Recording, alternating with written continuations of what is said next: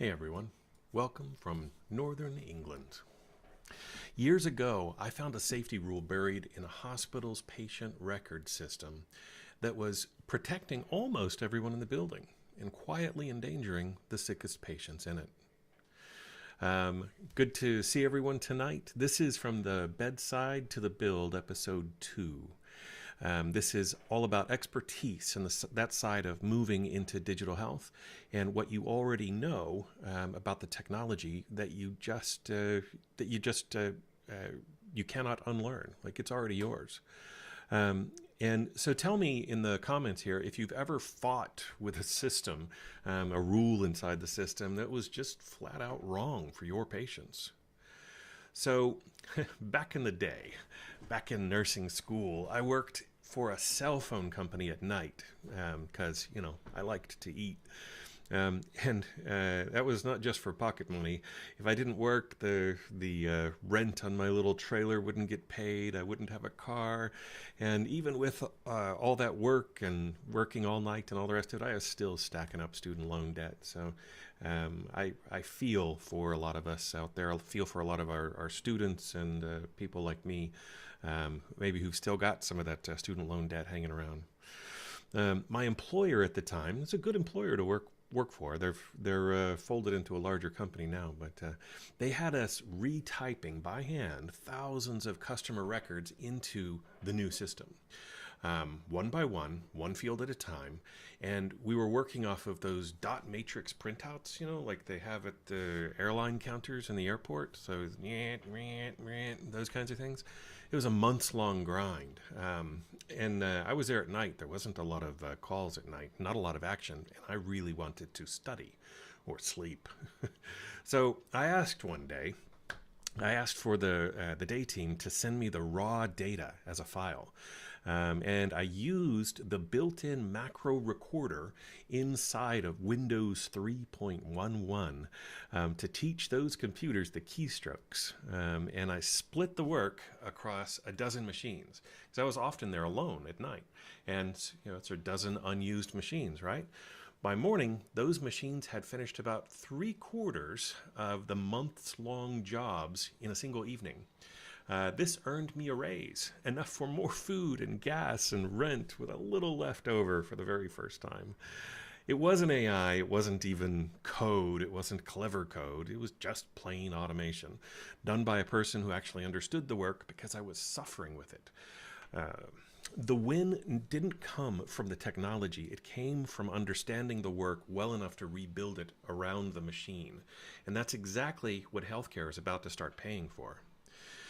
For the last couple of years, clinical AI has arrived faster than anybody would have imagined and faster than it could be governed.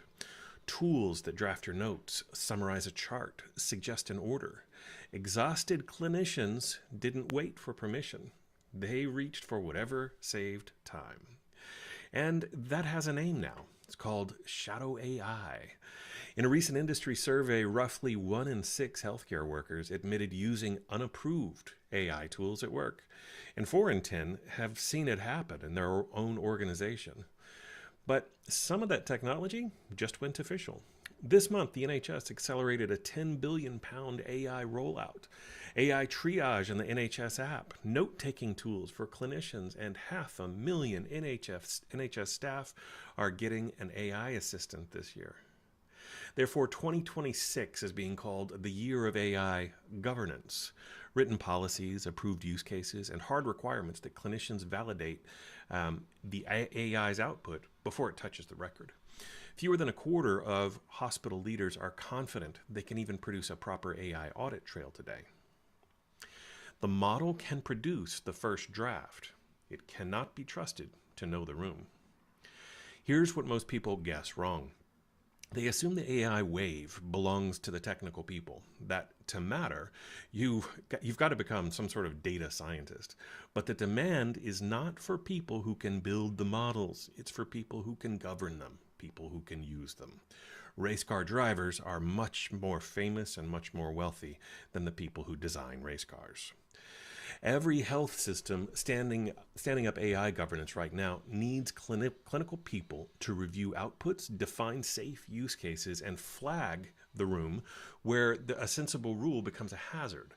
That work has job titles: clinical informaticist, clinical safety officer, AI governance lead, and it ladders up towards CNIO or CCIO type of roles. Health informatics roles are projected to grow around 16% through 2033. So that's far faster than average. And the clinicians in them report some of the highest satisfaction in the field, most working remotely at least part of the time. And there's a window. AI adoption is tracking the same curve EHR and EPR adoption did.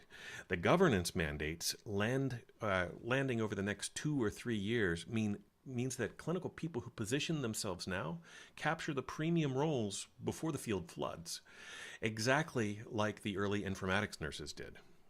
This is the heart of clinical innovation. Digital transformation doesn't replace clinical judgment. It depends on it. Healthcare technology only works when someone who has walked in the wards shapes the workflow. You are not abandoning your clinical expertise. You are repricing it from something rented by the hour at the bedside into something that reshapes how care is delivered for everyone. So how do we do this? Well, there's 3 practical steps, and none of them is learn to code, right? 1, keep a friction log. For a couple of weeks, just 2 weeks, write down every movement in a system, every moment in a system, every time a rule or an AI suggestion fights the care you're trying to deliver. You already collect this in your head. It's maddening. Start writing it down. Step 2, learn the language of governance. Read your organization's AI policy. Find out who sits at the AI or informatics committee. Words like validation and expert in the loop are learnable in a couple of weeks. And they're the bridge between your clinical voice and people who make building decisions. And step 3, volunteer. Volunteer your judgment where it's being asked for. Every system needs clinical people to review AI outputs and define safe use cases. Put your hand up. It's the most direct on-ramp from clinician to informaticist. It's the most direct route I've seen. And I used to think the system was something done to me on shift. Now I know every friction I complained about was evidence, documented proof that I could see what the computer cannot. I have one client right now. She's a fantastic transplant nurse out of Chicago, where she used to be. Now she's out of Ireland. She's moved. Her husband has moved. She's being trained in the ways of epic electronic patient records at this point, learning them so that she's got the certification that she needs to get in there and get the work done for probably the next 10 years.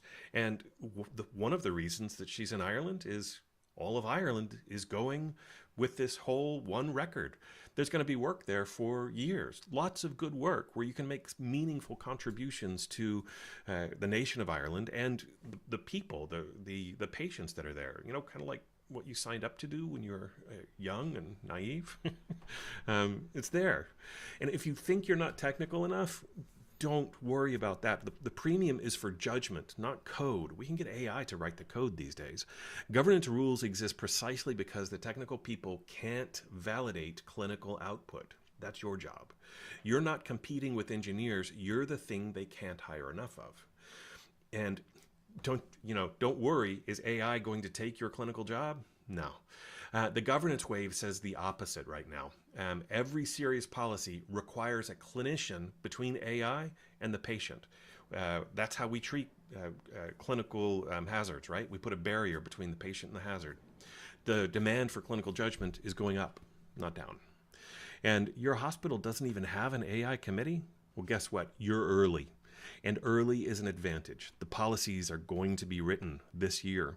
A friction log and a raised hand can make you a founding voice instead of a late applicant. Healthcare is about to hire thousands of people to stand between the AI and the patient. The computer will always know the rules. Make sure you are the one who knows the room. When you're ready to talk, rodgamble.com is where to find me. Next week, we're going to talk about why you're still here and the impact of you with the same story. Why the change you went through in healthcare would benefit to be made easier to reach from the build side to the bedside. Kind of stumbled over that last bit, but love you guys. Talk to you soon. Reach out if you're ready to